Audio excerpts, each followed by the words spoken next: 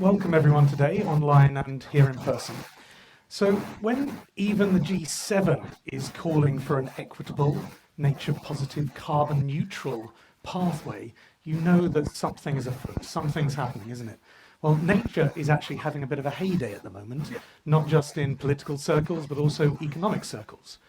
Earlier this year, we had a report released by Professor Dasgupta, who's on the line here. We'll talk to him in a moment.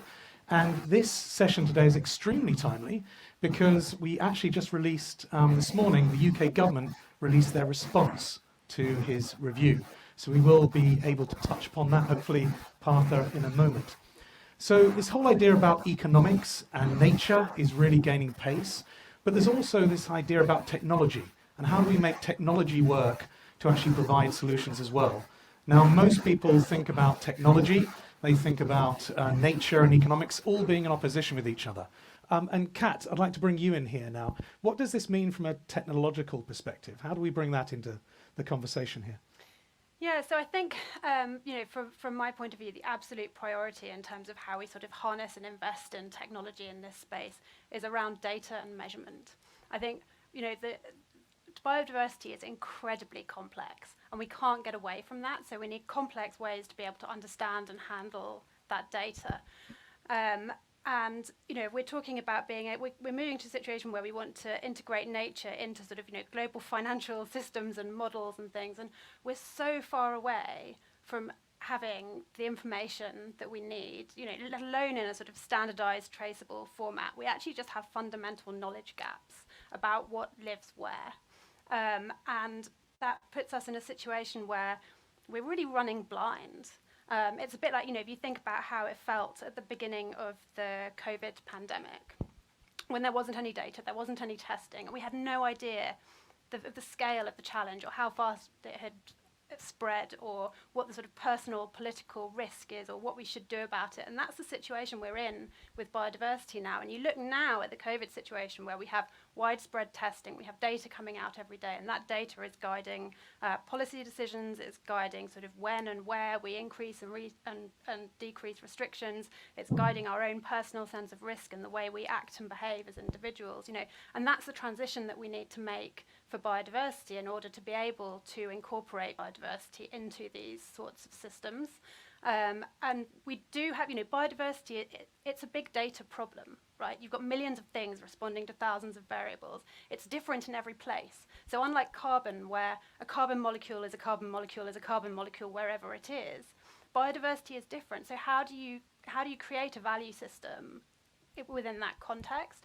We have to be able to bring big data analytics to that to be able to understand it, because it's big and it's noisy, but there are predictable patterns within it. And as ecosystems become degraded or restored, there will be predictable signals in the responses of the communities to that. And we know how to deal with big data. We deal with it in every part of our lives now. But what we haven't been able to do is unlock nature and turn it into the data that we can apply those systems to. And we do have the tools to do that now. So we have things like, remote sensing and drones that can give us eyes on the earth in minute detail and at huge scales.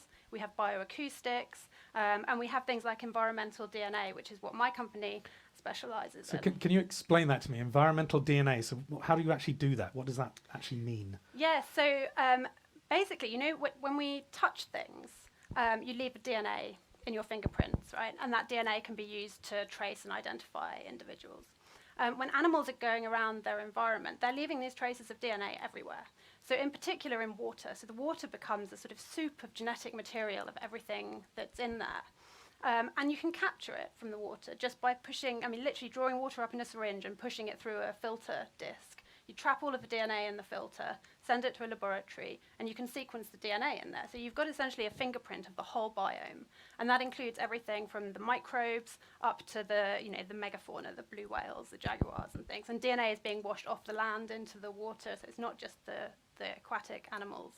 And so this gives us tools that on the one hand are so simple to use that even primary school children can use them and get data from them that is as good as the data that I get if I go out and take a sample. And on the other hand, you've got something that's capturing every layer of the biome. So we often will do samples where you start off looking at the vertebrates because that's those are the sort of species that people are interested in. You can link into the conservation agenda. But for example, we did a piece of work with WWF Peru where they were looking for river dolphins and manatees in the northern Peruvian Amazon. And said, could we use eDNA for that? So we said, sure, and we'll just rather than just looking for those species, let's look at all vertebrates from these samples. So they did one boat trip down the major rivers, collected water samples as they went, sequenced the DNA. And not only could you map the river dolphins and manatees, but we could map like 650 species of vertebrates from the fish to the monkeys to the bats. It was that whole landscape level.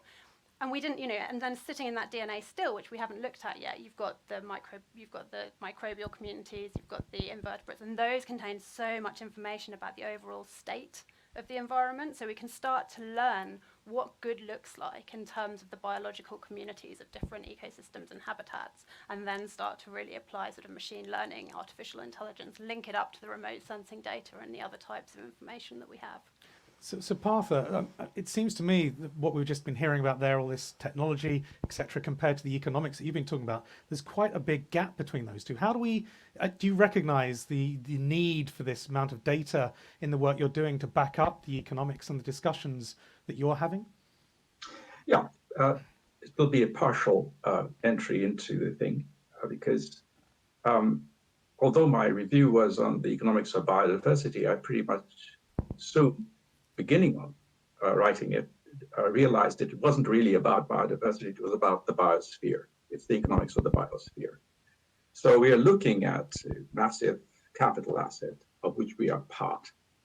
And the unit of analysis in the review are ecosystems and the processes they're subject to, the dynamics of it. So the points are very complementary to the ones that have just been made, but the focus is in the review was on the processes. Okay, so what we are, it can be mapped in part in the way that has just now been described, and that's altogether good news, that's for sure.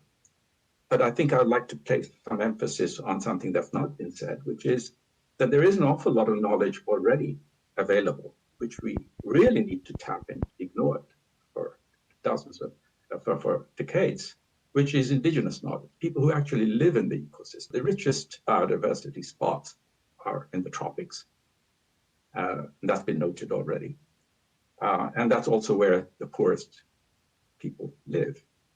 And I think in some ways, of course, technology is always good news provided it is directed both at the stage of development as well as the use stage, when one has some conception of the common good, what it is we're trying to do.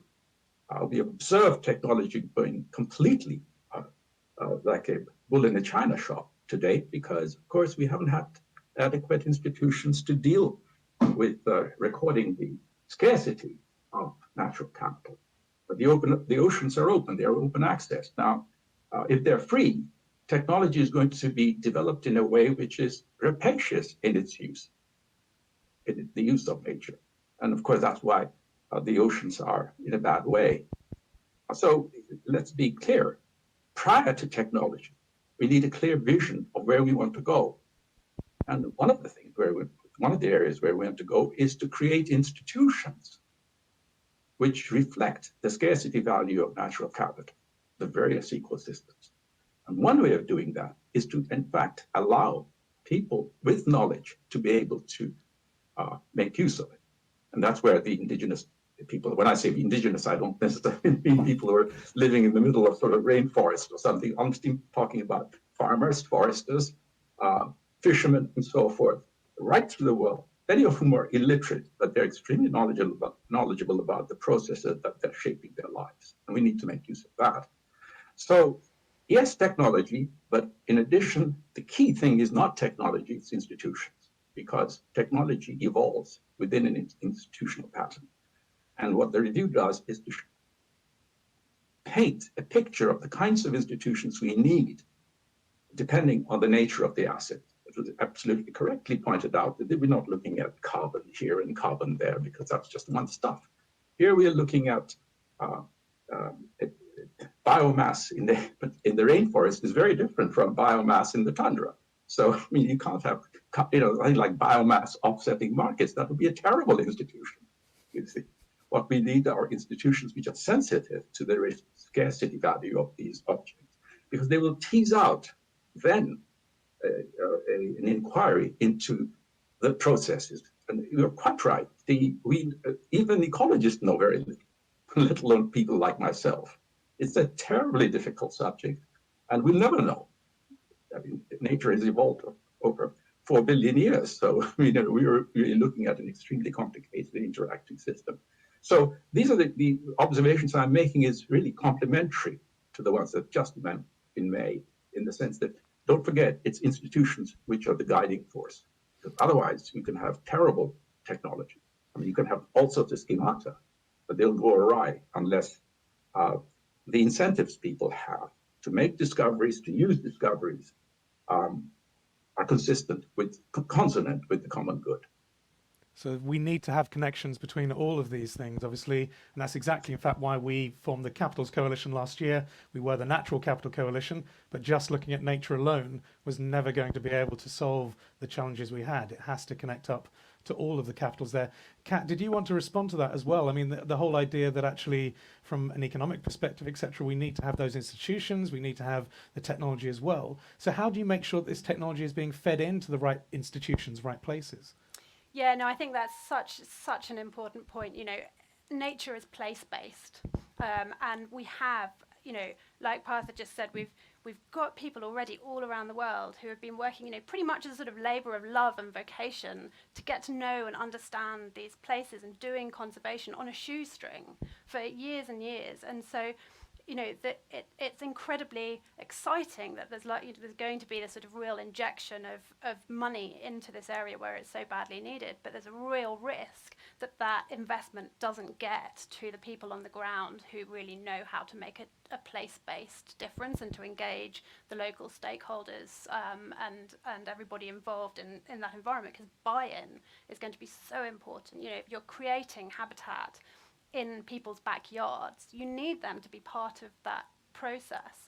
And so, for me, one of the things I love about what we do is that it is something that that we can get all of the local sort of stakeholders involved in. We can build it into sort of local education systems and tie in with the sort of STEM education agenda. And the key thing for us then is making sure that the information that comes from the technology is fed back to those people on the ground in a way that is meaningful and useful for them and ties into their priorities and their agendas as well. And then I think there's a real opportunity to be able to sort of bring these things together and create the buy-in.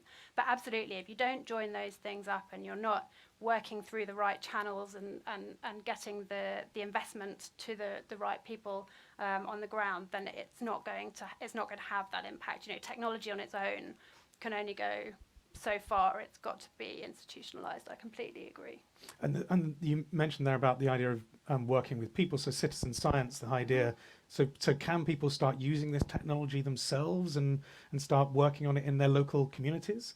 Is it at that stage yet, or is that yet to come? Yeah, so I mean, it absolutely. So actually, we've sort of developed the capabilities for citizen science kits and really want to, and we will have some quite exciting sort of announcements coming up in the next week or so about some large scale programs for this. But it needs funding, and I think this, we're creating we're trying to create the foundations for a whole new generation of metrics and models and systems that can drive and incentivize change. If we don't have those solid foundations sort of invested in at the beginning, then you're always going to have a shaky ground that you're trying to build things on. So yeah. Excellent.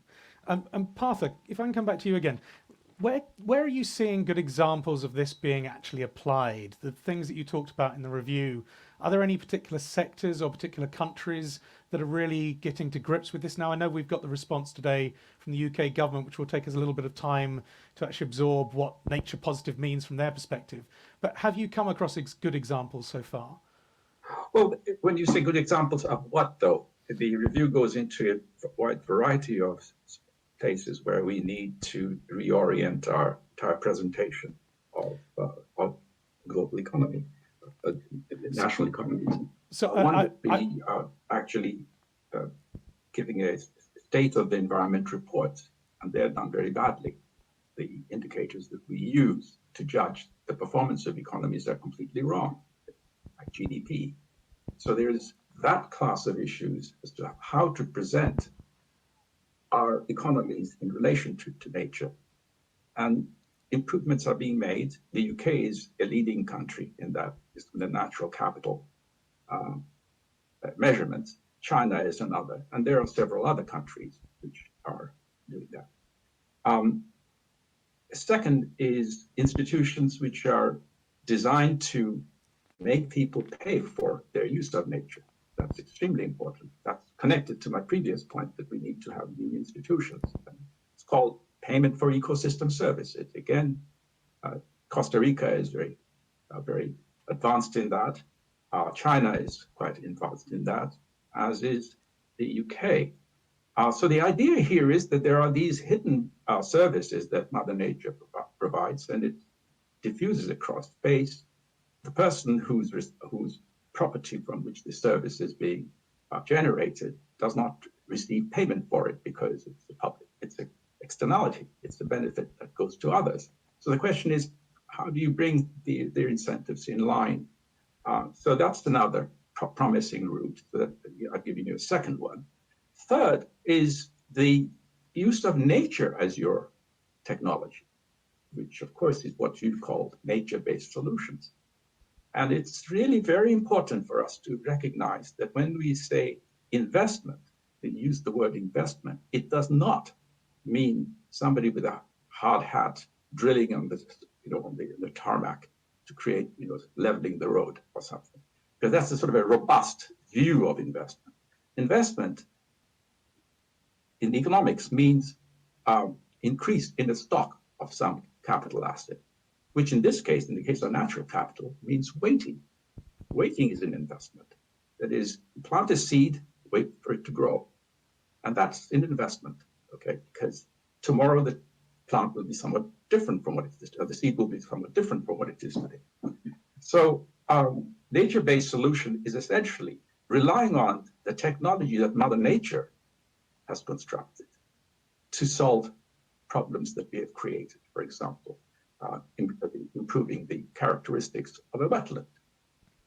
Again, there is now a movement in that direction. And one reason we should be surprised that there is a movement is that for years and years and years, the conception of economic development had meant essentially discarding that option. The state moves in, ruins communitarian institutions who have been using nature as the basis for their investment. That's what we were talking about a few minutes ago. And so we need to keep the state out of many of these activities. When I say state, there are states and there are states, about 200 countries. So since biodiversity is rich in the poorest parts of the world, where in fact governance is very often extremely poor, it's extremely important that they not be given, the state not be given further responsibility in restoring nature in deep sense, in a general sense. They ought to be withdrawing and allowing the local communities to be able to regenerate their natural capital. And of course, they'll need help, that's for sure, from technologies. Goes without saying, that's what and we come back to the previous set of points that we have made. But in some sense, some deep sense, they have to be hugely involved, local populations, because we are discussing biodiversity. We're not looking at the tundra, we are looking at rainforests, wetlands, the tropics. Kat, I just wanted to come back to you on that. Are you seeing, you're obviously extremely excited with NatureMetrics and the things you're doing at the moment. We're just hearing from Partha there some good examples and some challenges around national accounting with the standard, in fact, that came through this year. There's hope there. Where are you seeing your ideas of hope in the work that you're doing at the moment?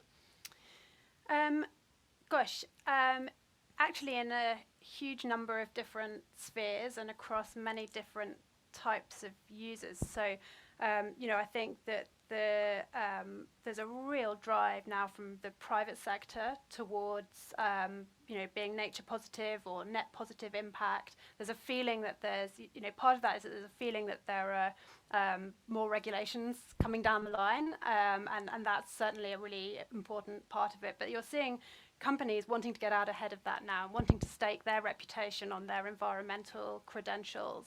And they're taking this seriously. They're starting to employ people who are running their sort of environment and biodiversity teams who are serious professionals in this area and have got a long history of working through, NGOs and academia and really understand it. And so, we've got a working group at the moment with Fauna and Flora International, IUCN, Anglo-American and BP, and looking at, those companies have both made these big commitments. Well, how do you operationalize that? What does it actually mean to be nature positive in particular environments? And bringing all of that experience and the different perspectives around a table and starting to have just really exciting conversations. And then hopefully that sort of sets the, a blueprint for how others can follow. Can I, if I may add to the very interesting point that's just been made by Pam, is that it's not simply this is a story of a single firm which is worried about the risks that it faces and therefore takes the lead as a first move, trying to make a first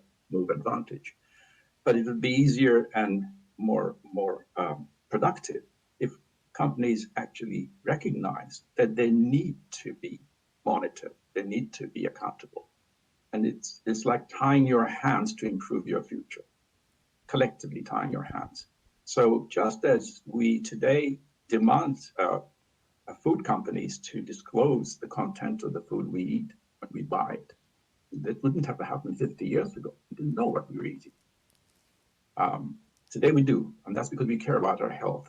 If we care about Mother Earth, we really ought to encourage firms to recognize that tomorrow the consumer may decide otherwise, that if you don't know what you're buying in terms of its ecological history of the product, then you're going to shun the product. So the idea of disclosure from the entire supply chain is what I'm talking about now. And if that takes place, then of course there will be much more discipline, and it'll solve some of the problems of communication, because of course if you have to disclose your entire supply chain as to the conditions of the primary products that you're getting and then transforming them into the final products and selling it abroad in this country, let us say, and the primary products are somewhere in the tropics, then the character of the ecosystem from which the products are being taken will be disclosed. If they're deteriorating, the firms will be accountable.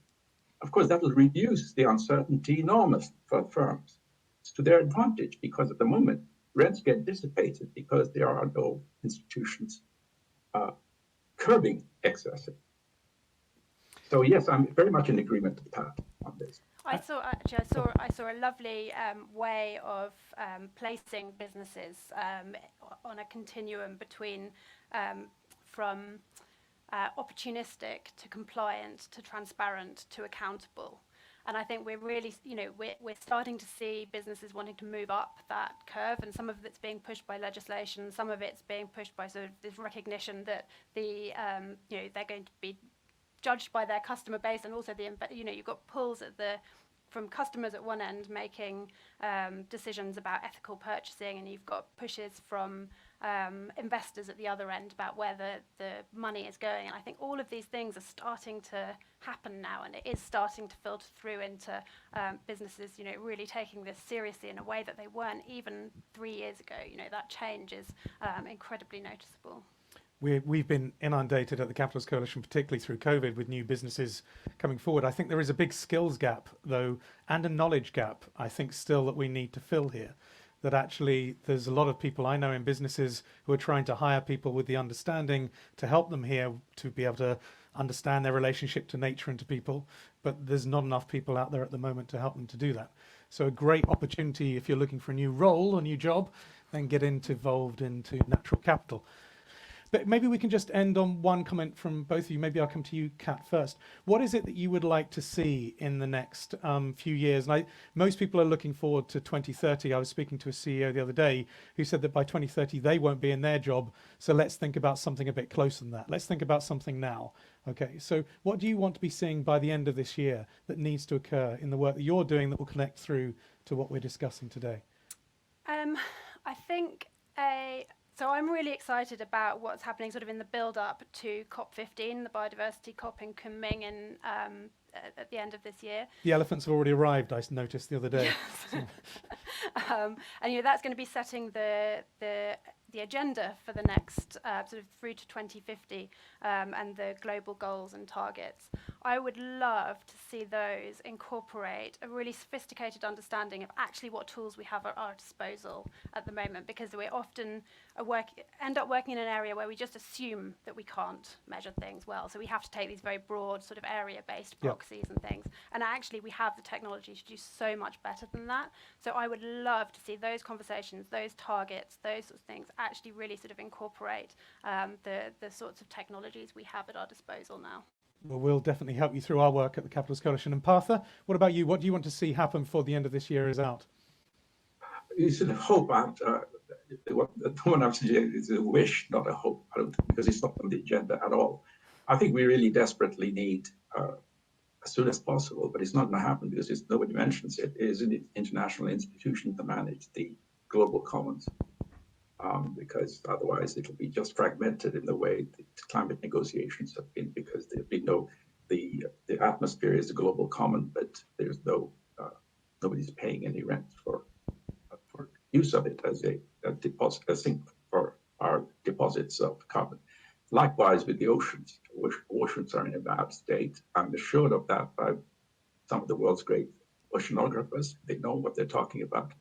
And of course I can understand why it's happened. It's because it's a free commodity. All the transportation, never mind the little bit of fishery, but mainly the transportation is just playing havoc. We need something like the World Bank, IMF, that kind of an international institution to supply to manage the public goods equally over the rainforests, which is what we were discussing. Pat was particularly interested in. They are public goods, global public goods, but they happen to be in national jurisdictions. So it's absolutely reasonable that we should payment for ecosystem services, they ought to be paid to and monitored, of course, so that they don't cheat, that they don't destroy the rainforest. But somebody has to pay, and it's us, because it's a global public good we are paying for. And I think financially, this could be a winner. Very crude calculations they suggest that the rents that we could collect for the use of the oceans would be fantastically large. I mean, it would pay for God knows how many things. We're basically been using nature as this free good, never mind the subsidies we pay ourselves in order to be able to exploit it. So it becomes a negatively priced good. We remove the subsidies and impose some prices on these goods. The revenue could be used for all sorts of good things. But there you are, but it's not going to happen because the idea of an international institution which for public goods, which were established after the Second World War, were heroic, very imaginative, WHO and the whole lot of these institutions. But today there's no talk of it. So that's not my hope, but it's certainly my It's a wish. Well, we're talking about it today at least, so maybe this is the start of something. So thank you very much, everyone, for joining us here for this session today. If there's any session in the CogX series, this is probably the most important. Without nature, there is no society, there is no functioning jobs, there's nothing that we can do. So we do need to get this bit right. There's 2 other sessions coming up today, 2 o'clock. We're going to have a session on food systems, which is extremely important. You should take part in that one if you can. And then at 5 o'clock today, we're looking at technology and climate. So please come back and join us for those. Thank you. Mark, thank you very much. Thank you to Kat, and thank you, Sir Partha as well. That was an absolutely fascinating talk. We're going to be breaking for lunch now. If you would like to leave comments, thoughts, and so forth, do please tweet using the hashtag. Just remember it now, CogX 2021. This afternoon in this room and on this stream on your online, we've got 3 more talks coming up. One is somebody from Google Health is going to be coming to talk about how that's revolutionizing how we look after ourselves. We've got an intriguing session on AI-generated poetry, and we've also got a keynote from the trend watcher, David Mattin. So I hope to see many of you again this afternoon. Have a very good lunch and fascinating food for thought on biodiversity and economics. Thank you all.